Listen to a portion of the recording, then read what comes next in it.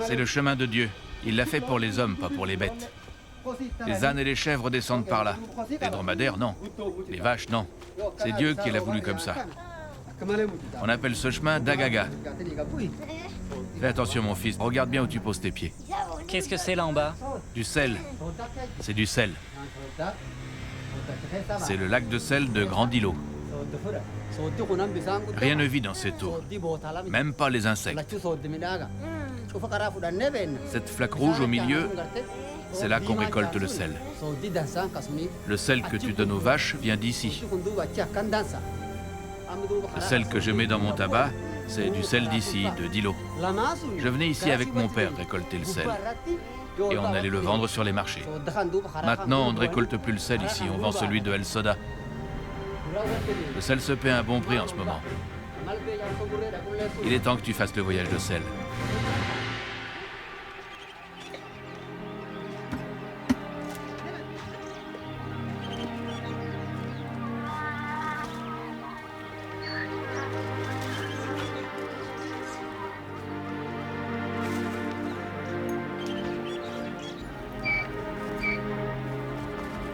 Elema est une femme Borana du village de Goubaloussé, dans la célèbre vallée du Grand Rift africain.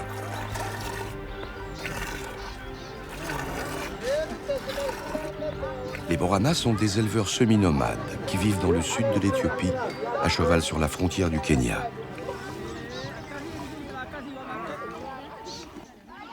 Chez les Borana, ce sont les femmes et les enfants qui s'occupent du bétail.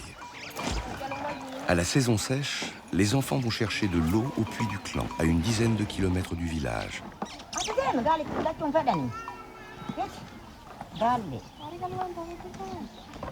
Elema est mère de 3 enfants, 2 garçons et une fille. Galgalo a 16 ans. Ses parents la marieront bientôt.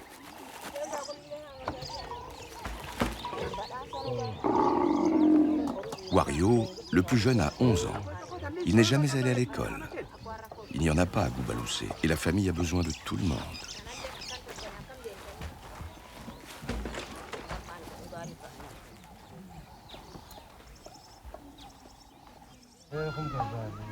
Pour le long voyage du sel, Douba a besoin d'acheter un second dromadaire. C'est celui-là que tu vends? Il est jeune. Il est costaud? Je vais faire un long voyage.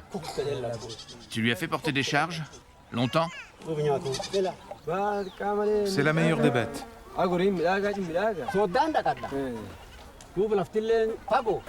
Moi, je le trouve petit. T'en donnes 3500, il est tout petit. Achète-le. Tu me remercieras toute ta vie. 3500. Et voilà. Encore 200.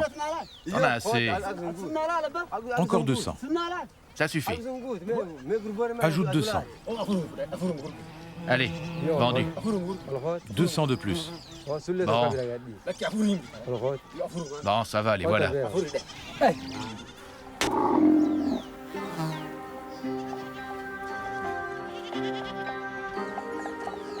Le dromadaire est l'animal emblématique des Borana. Dans les migrations, il emporte tous les biens de la famille. Les femelles donnent un lait riche qui fortifie les vieux et les malades. Posséder un jour un grand troupeau de dromadaires est l'ambition de Douba. Il est à nous? Tu l'as acheté? Oui, je l'ai acheté. Il est beau. Beau, très beau. Il a une cloche. Oui, il est pour toi. Il te plaît? Tu es content? Je vois ça dans tes yeux. L'expérience du voyage est essentielle dans la culture Borana. Quand la sécheresse tue les bêtes, il faut partir rapidement, parfois très loin. Il faut que Wario apprenne à se déplacer sur de longues distances. J'ai besoin d'argent pour faire un beau mariage à ma fille. J'ai entendu dire qu'il n'y avait plus de sel au marché d'Arboré à cause des batailles sur le Chalbi. Galem Dida, tu vas venir avec moi à El Soda et on ira le vendre à Arboré. C'est où El Soda? C'est par là-bas. C'est vers Méga? Plus loin, bien plus loin. Ah bon? Tu connais quelqu'un à Arboré?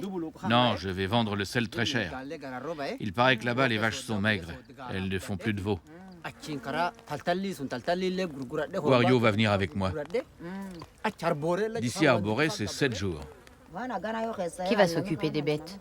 J'ai besoin de Wario. Tu ne seras pas toute seule. Galgalo va t'aider. Elle ira chercher l'eau. Je sais me débrouiller. Mon fils, prépare-toi à un grand voyage.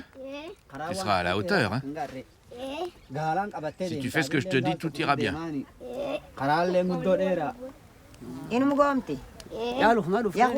Tu veux vraiment partir avec ton père? Oui, je veux aller avec lui. C'est loin? C'est fatigant. Je verrai des choses. J'apprendrai. On part quand? Bientôt, très bientôt. Donne-moi ta bénédiction. Sois plein de force, plein de courage. Que la chance t'accompagne.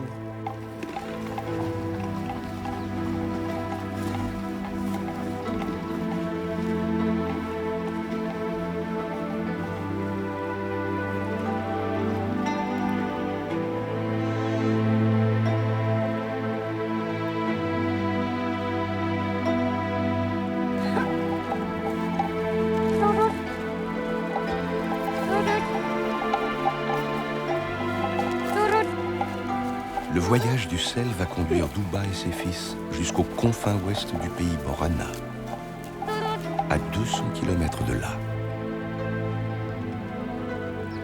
Ils devront traverser une région accidentée, quasi déserte, où l'eau est très rare.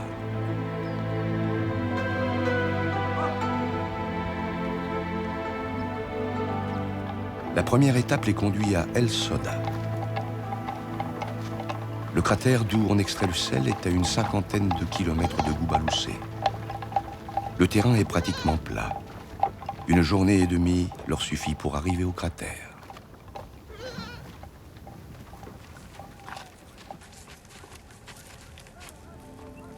C'est là? C'est El Soda. Tu vois cette eau toute noire? Le sel est au fond. Il faut aller le chercher. Tu vois ces hommes dans l'eau? Ils ramassent le sel. C'est ce sel qu'on va acheter.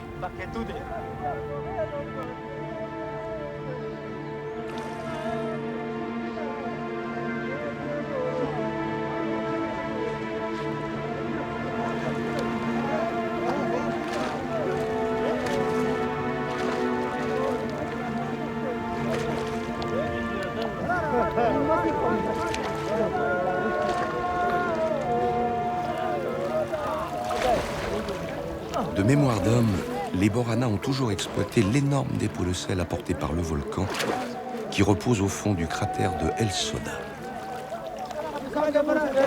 De la pointe de leur perche, les hommes défoncent le fond du lac.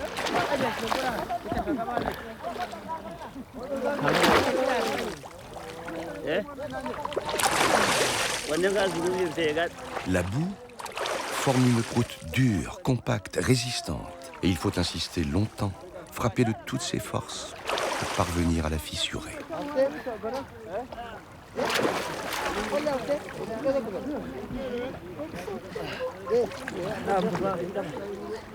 Lorsqu'un homme a détaché un bloc de boue suffisamment gros, il s'enfonce dans l'eau effroyablement salée. Il s'arc-boute sur le fond et arrache à main nue un bloc noir et lourd qu'il rapporte au bord.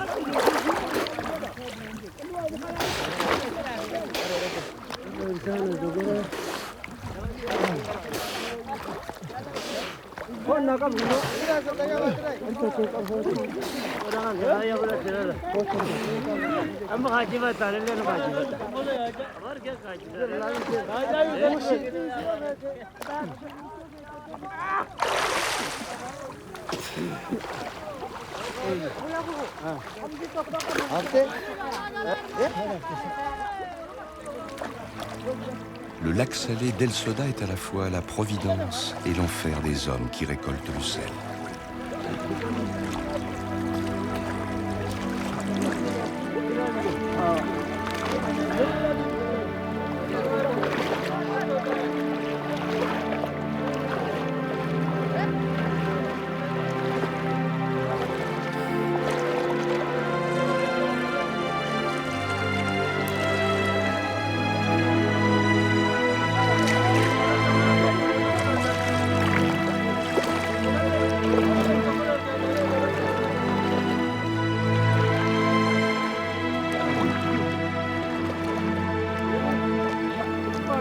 Extraire le sel est un travail de forçat. La survie de ces hommes en dépend et les contraint à descendre chaque matin au fond du cratère, toute leur vie durant, sans espoir de faire autre chose. Le bain de sel dans lequel plongent les sauniers est aussi corrosif que de l'acide. Il creuse les plaies qui ne guérissent jamais. Les hommes enduisent la moindre égratignure d'une couche de vaseline qui empêche l'eau d'entrer en contact avec les chairs à vif. Ils collent ensuite un bout de plastique ordinaire qui fait rustine.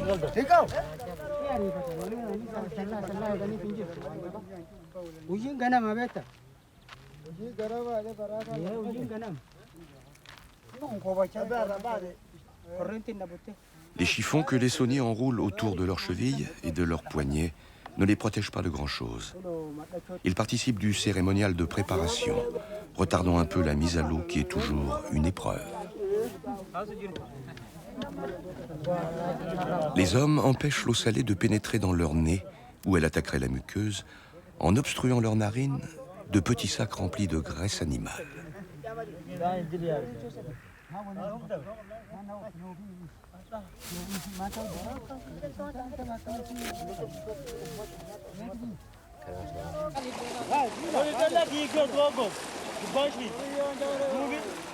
Les hommes se relaient dans l'eau toute la matinée.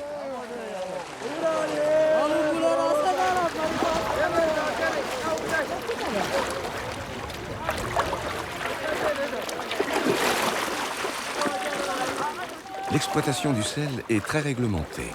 Les sauniers sont exclusivement Borana. Ils appartiennent à une corporation fermée qui choisit ses membres.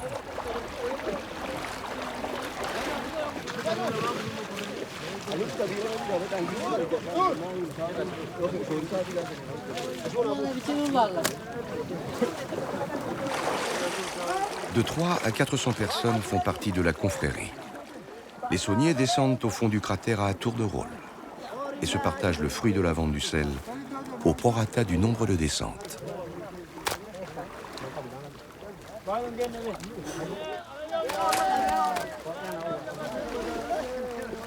Ceux qui sont trop vieux pour aller dans l'eau ou qui souffrent de rhumatisme mettent la boue en sac.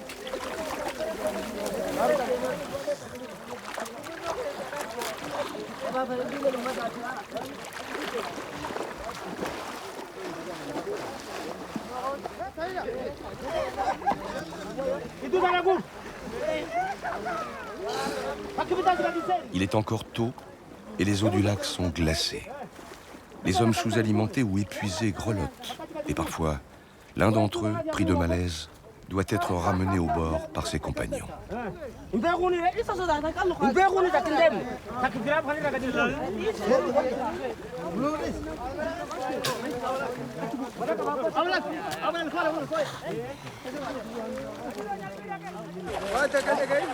La boue est sommairement lavée pour ôter le plus gros des débris minéraux.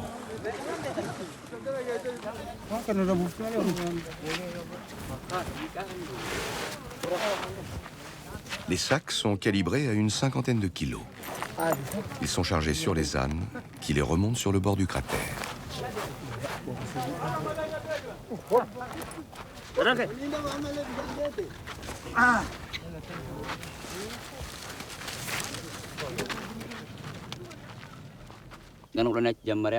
Mon nom est Noura Kalisha. J'ai 18 ans. Je suis né ici à El Soda. Je suis descendu pour la première fois avec mon père quand j'avais 10 ans. C'est lui qui m'a appris à récolter le sel. Il a arrêté à 75 ans. Il n'en pouvait plus. Il peut à peine se lever. Maintenant, c'est moi qui dois nourrir la famille. Mes parents, mes frères et sœurs. Je perds ma vie ici, mais je n'ai pas d'autre moyen de vivre. Quand je vois ce que mon père est devenu, je déteste cet endroit. Je voudrais partir d'ici, trouver un bon travail. Mais on est loin de tout et je ne suis pas allé à l'école. Je m'appelle Momin Hussein, j'ai 70 ans et 11 enfants. Je descends dans ce lac salé depuis 30 ans. Tout l'argent que je gagne sert à payer la nourriture. Dieu soit loué, je suis encore en bonne santé. Ce volcan et son sel nous ont été donnés par Dieu. J'ai compris depuis quelques années que je serai fini avant que le sel soit épuisé. Le volcan est profond de 350 mètres. Pour Noura Kalisha, une grosse demi-heure suffit pour gravir le sentier qui serpente au flanc du cratère.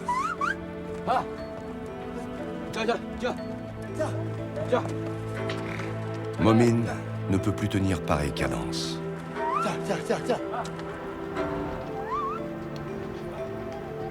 Il lui faut près d'1 heure pour arriver en haut. Alors, Noura Kalisha attend presque toujours le vieil homme qui lui rappelle son père.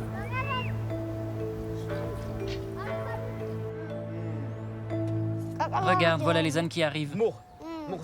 Ils en ont encore pour un moment. Le sentier ne monte pas tout droit. Il passe sous l'endroit où nous sommes et puis il repart là-bas.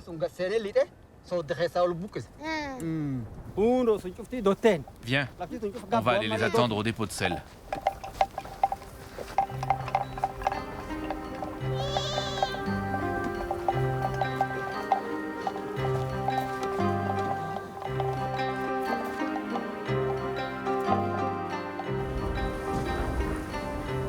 Noura Kalisha et le vieux Momin vont décharger leur cargaison dans les greniers qui s'alignent sur le bord du volcan.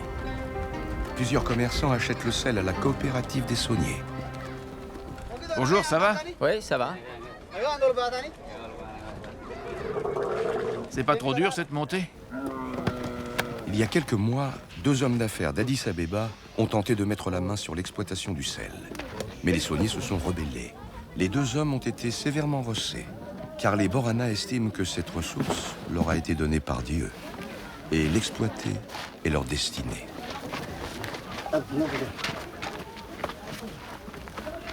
Le sel est entreposé dans des hangars exposés au vent dominant.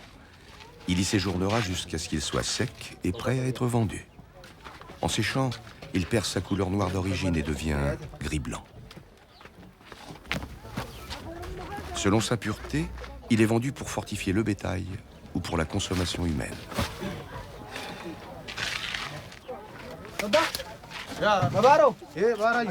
Salut mon ami, comment vas-tu? Ça va. Alors il paraît que tu vends du sel? Tout ce qui est là est à vendre. Tu peux tout acheter. Il est bon? S'il est bon, regarde, prends-le dans tes mains. Combien il t'en faut? 100 kilos.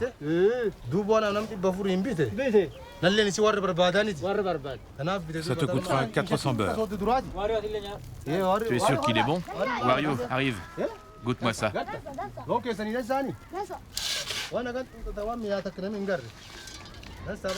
Il est doux.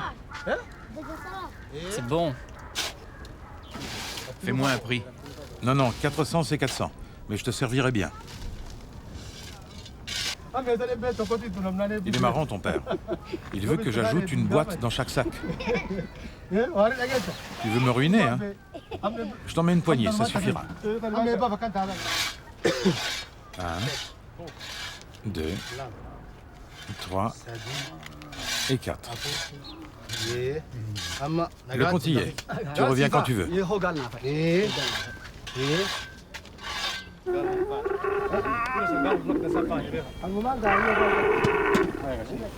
Je suis content.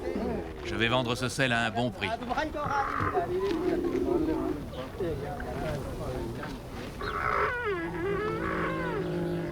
Il ne nous reste pas beaucoup d'eau.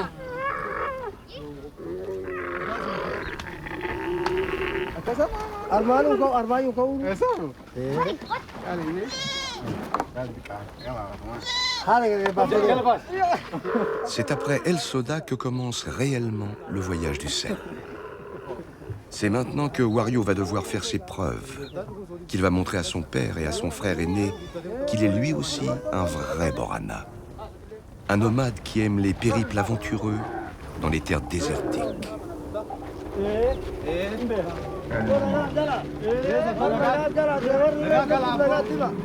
Bonne route, que Dieu vous garde. Salut!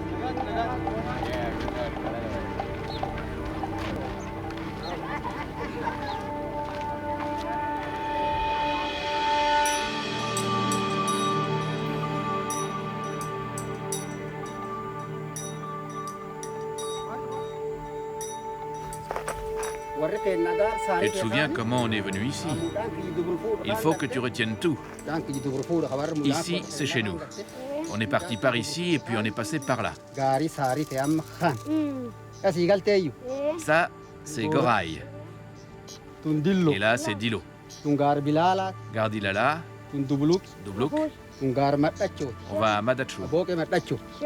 Tu me suis?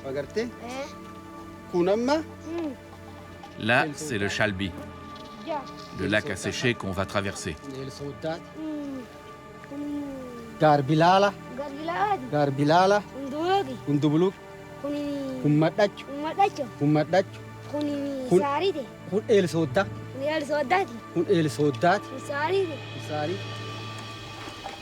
Douba et ses deux garçons ont devant eux une marche ininterrompue de 5 jours. Ils vont se nourrir de riz, de farine. Et lorsque le besoin de viande se fera sentir, ils sacrifieront la chèvre.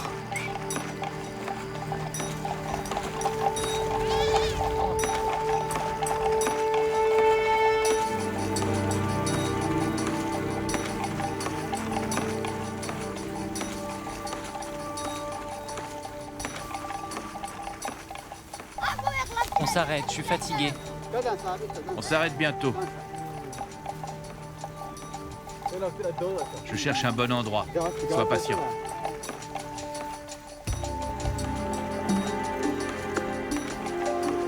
Là, c'est bien.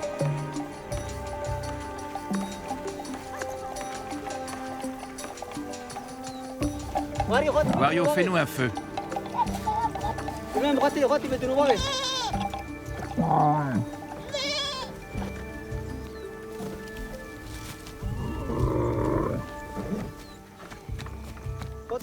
C'est bien, tu es à l'abri du vent.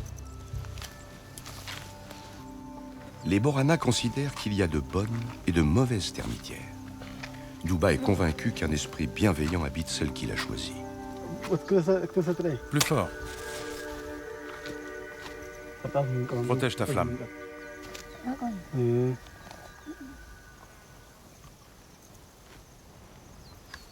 Allez. Brûle pas la boîte entière. Laisse-moi faire. Frotte un coup sec. Plus sec.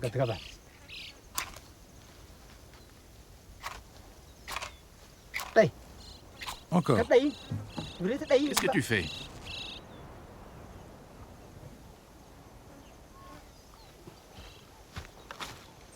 Alors ce feu, ça vient?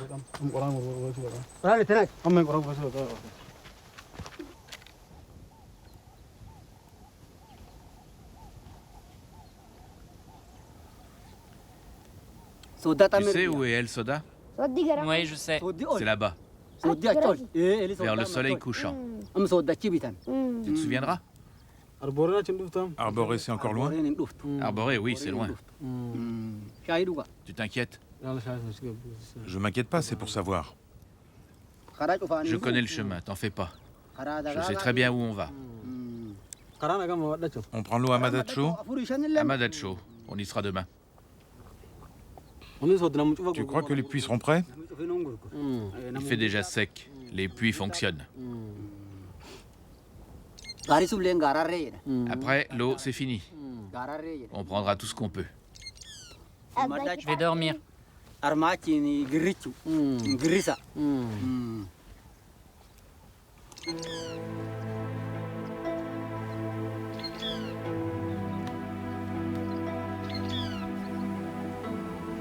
Autrefois, un lac comblait le cratère de Madacho. Mais la sécheresse qui frappe la région est si violente que l'eau a disparu sous terre.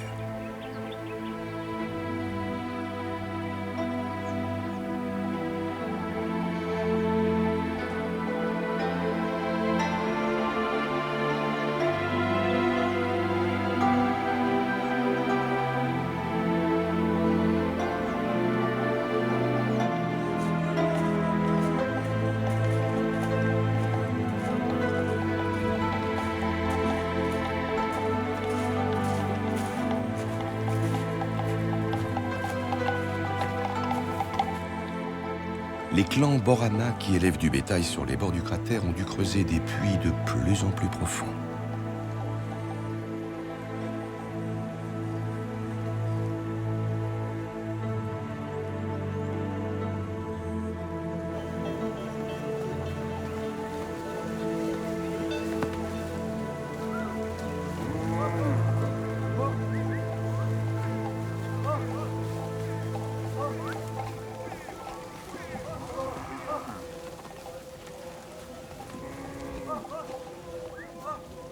Les puits Borana, qu'on surnomme les puits chantants, sont renommés dans toute la Corne de l'Afrique.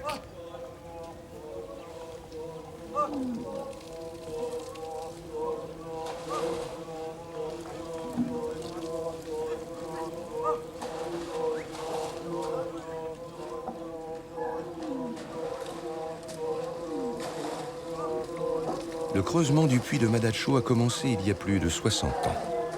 Son architecture est en constante évolution.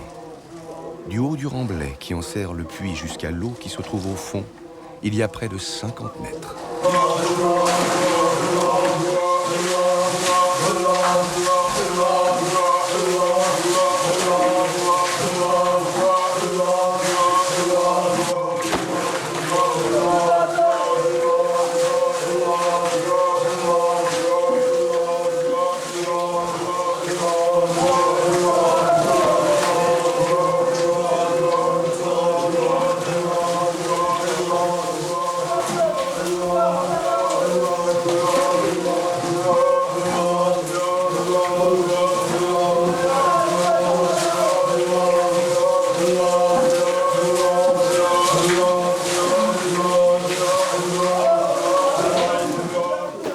Se passent les bidons de main en main pour remonter l'eau jusqu'au réservoir intermédiaire.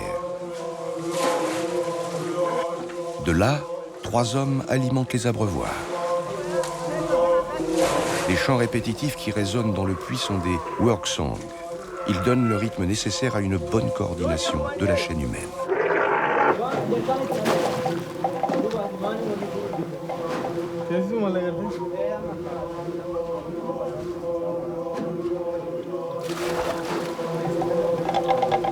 Au début de la saison sèche, les puits sont remis en état.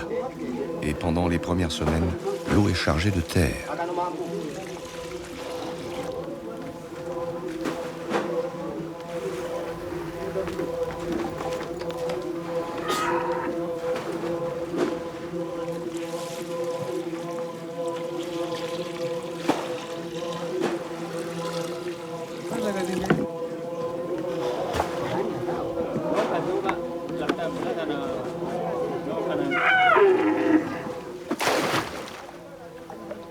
Ici, l'eau est si rare et si précieuse qu'on la boit telle qu'on la trouve, boueuse ou pas.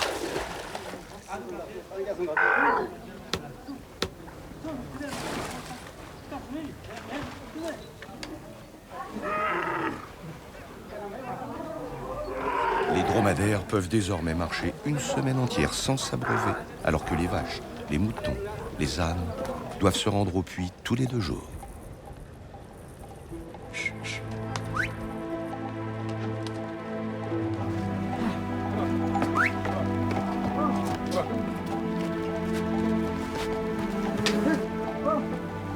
Chaque puits appartient à un clan.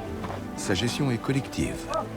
Les tours des troupeaux qui se succèdent obéissent à un ordre précis. Ce sont les jeunes hommes du clan qui puisent l'eau et qui en assurent l'entretien.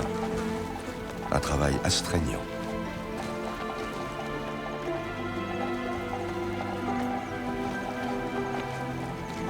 Des étrangers comme Douba et ses fils peuvent y abreuver leurs bêtes, mais ils doivent d'abord demander l'autorisation au clan propriétaire et donner quelque chose en échange.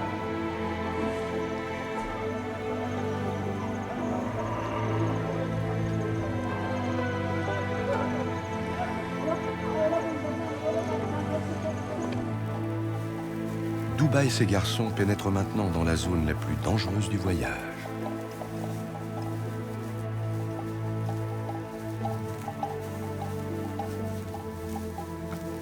Le lac asséché du Chou Bahir, que les Borana appellent Chalbi, est un no man's land, où rôdent les voleurs de bétail.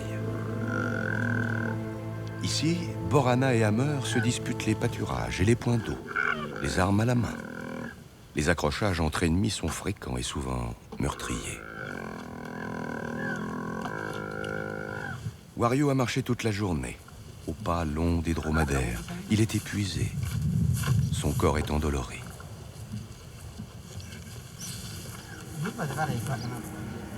Des hommes. Oui, c'est des hommes. On s'en va, on ne reste pas là. Calme-toi. Ça sert à rien de s'affoler.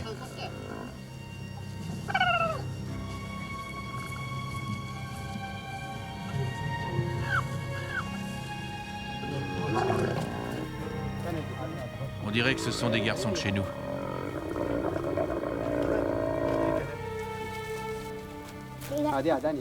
Ces jeunes-là ont une allure qui m'inquiète.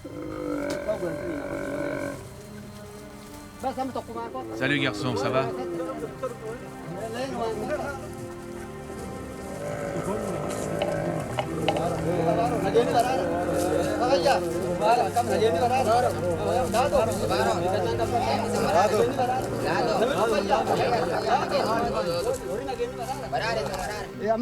Vous venez d'où?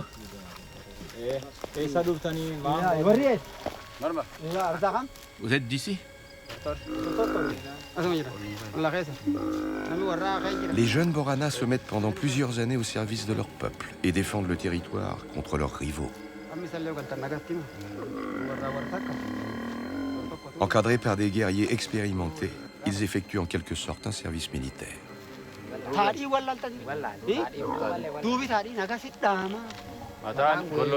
Vous avez vu des hammers?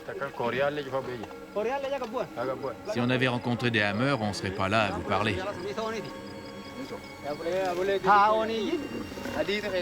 Ils nous auraient dépouillés, peut-être même tués.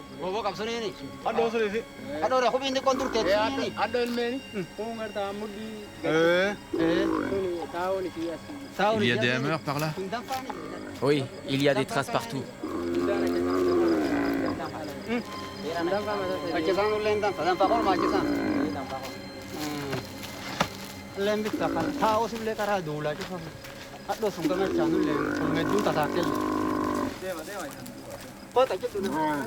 On s'en va.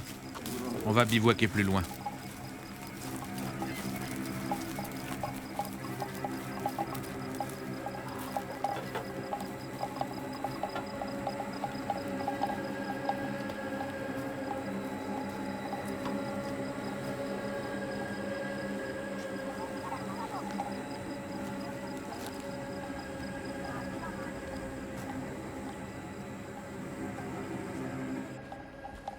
Malgré la fatigue de Wario, Douba décide de repartir. Ils traverseront le Chalbi plus loin.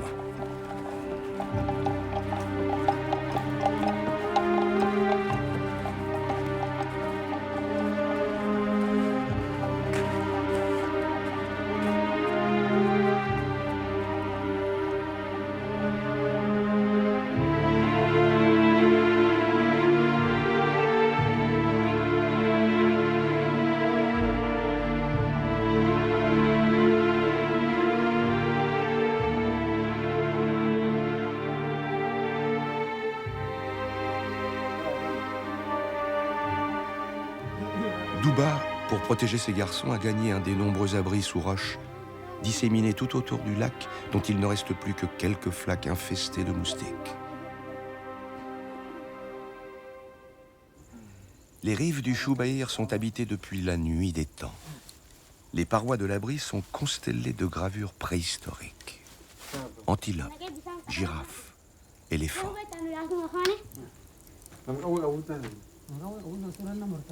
Depuis toujours, les forteresses de roches qui bordent le lac abritent des chasseurs.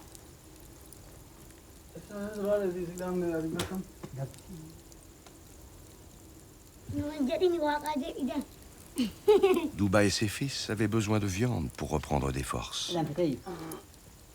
Galem Dida a sacrifié la chèvre. Wario a compris et n'a rien dit.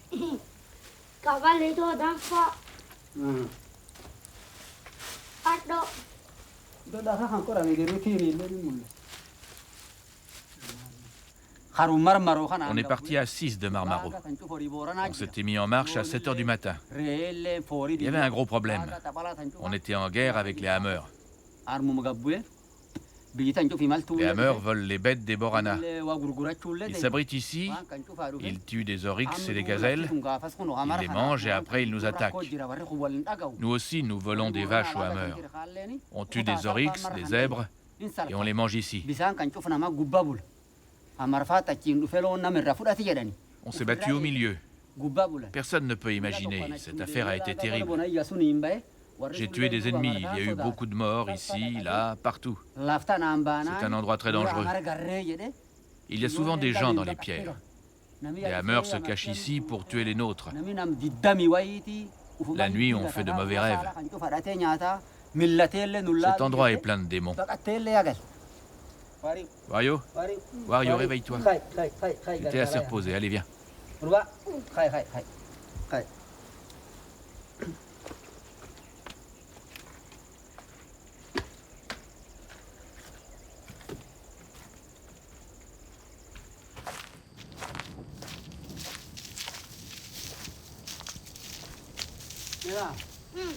Wario, regarde.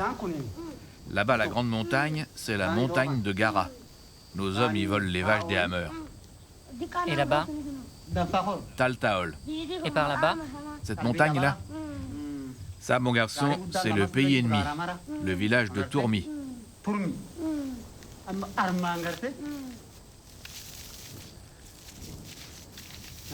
On ne va pas par là, sois tranquille. On va là-bas.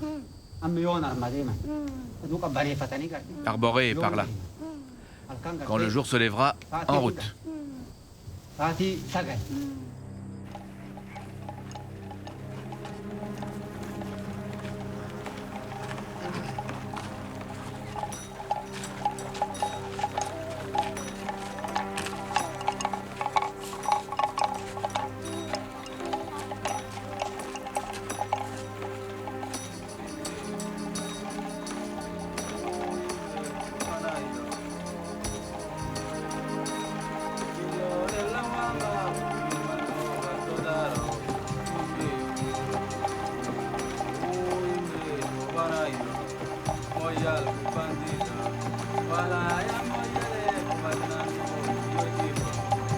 Il y a quelque chose là-bas. Le Chalbi est un des endroits les plus chauds de la planète. Les Borana sont humbles devant le soleil. Avant que les ombres ne soient trop courtes, ils cherchent un abri.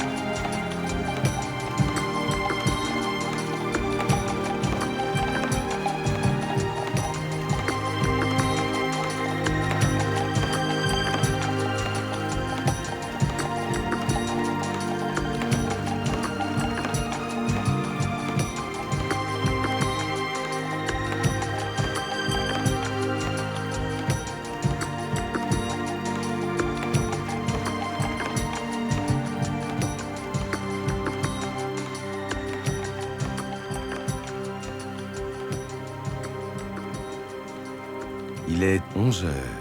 Il fait plus de 50 degrés à l'ombre. Douba et ses fils se reposent. Il faut boire peu, mais régulièrement, pour empêcher que le corps ne se déshydrate.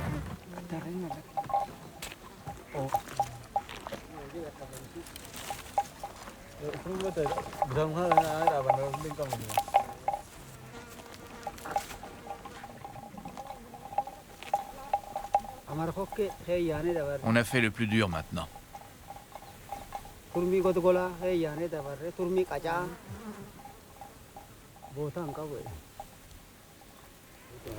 Batte ton dromadaire. Montre-moi ce que tu sais faire. Prends la corde. Passe bien là. Fais le tour.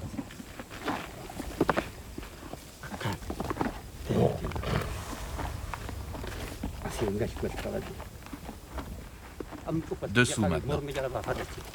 Bâter un dromadaire est à la fois très simple et très compliqué. Si le bas bouge, il blesse l'animal. Le dromadaire se plaint toujours pour qu'on ne serre pas trop fort. Serre encore. T'occupe pas de lui. C'est pas mal.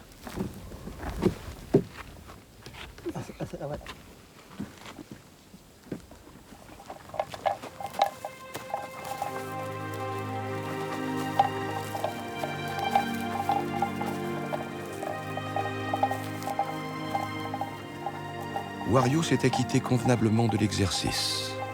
Il s'est équilibré la charge sur le dos de son dromadaire.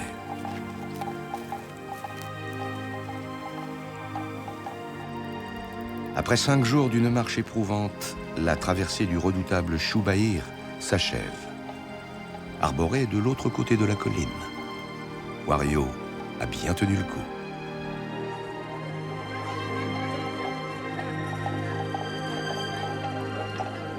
Le village d'Arboré est un village de quelques dizaines de huttes. Il tient son nom de ses habitants, les Arborés. Personne n'est autorisé à pénétrer dans le village avec une arme. Les peuples qui se combattent ont besoin d'un territoire neutre où chacun vend et achète ce qu'il lui faut pour vivre.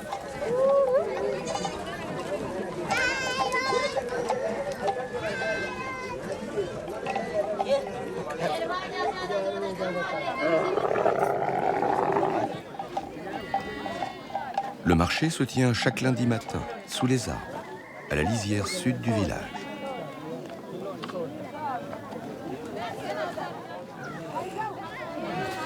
Aucun dromadaire n'était apparu au marché depuis longtemps et l'arrivée des bêtes de Douba suscite de la curiosité.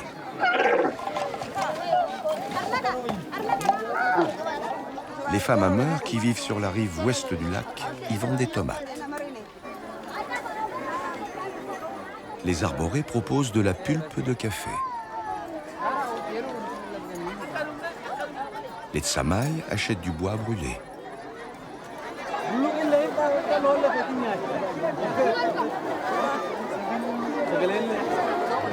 Les Konso, qui sont des ennemis traditionnels des Borana, vendent du maïs et du sorgho.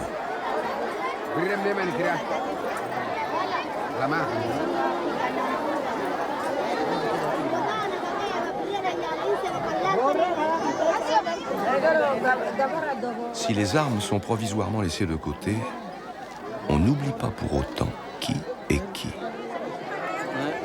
Eh, dis donc, Moi? tu es Borana, toi. Tu as une tête de Borana. Bien sûr que c'est un Borana. Je suis un Arsi. Il dit qu'il est Arsi, mais regarde son gamin. C'est un gamin Borana. Au marché, Douba ne risque rien, il le sait. Mais la prudence est dans ses veines, c'est pour cela qu'il se refuse à avouer son appartenance ethnique. Les Arsis ne sont pas en guerre en ce moment.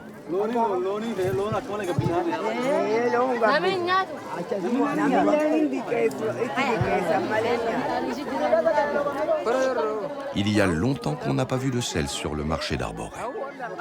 Beaucoup de gens sont surpris.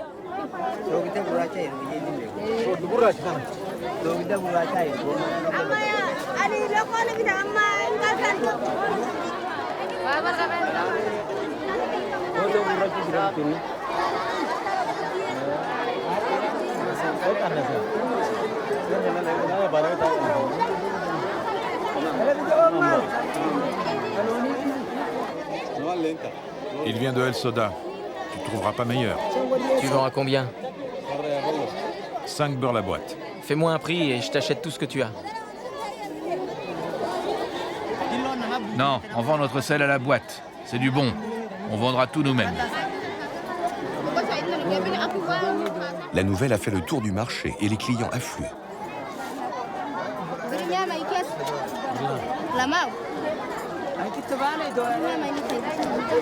C'est 5 la boîte.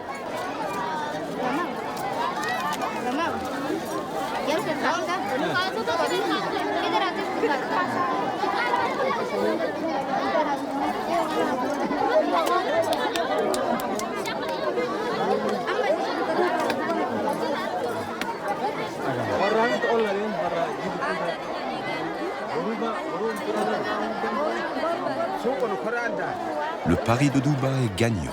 Son sel fait un tabac.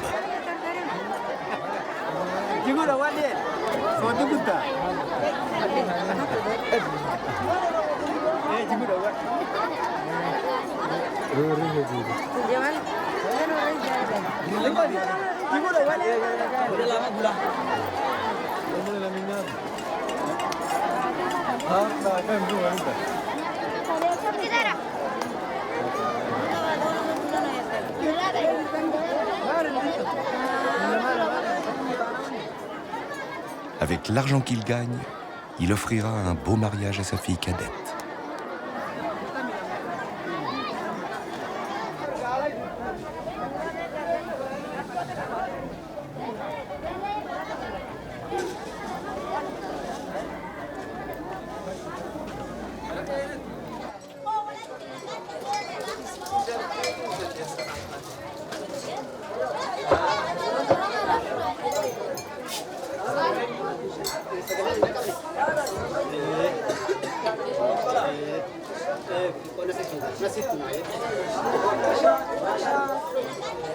Alors, Wario, on a fait ce voyage. Qu'est-ce que tu dis des gens que tu as vus ici? Et il y en a beaucoup. Ils sont très différents de nous. Tu les trouves pas bizarres? Ce qui m'étonne le plus, c'est les habits en peau de bête. Les arborées, c'est de la peau de chèvre. Et celles qui ont les cheveux rouges, Les cheveux rouges. elles sont belles. Très belles. Elles parlent des langues différentes. On se comprend pas bien. Je dois te dire que je suis content de t'avoir emmené. Tu t'es bien débrouillé. Toute ta vie, tu dois suivre le soleil. Quand il se lève, tu te lèves. Quand il est dans le ciel, tu es au travail. Et quand il se couche, tu te couches.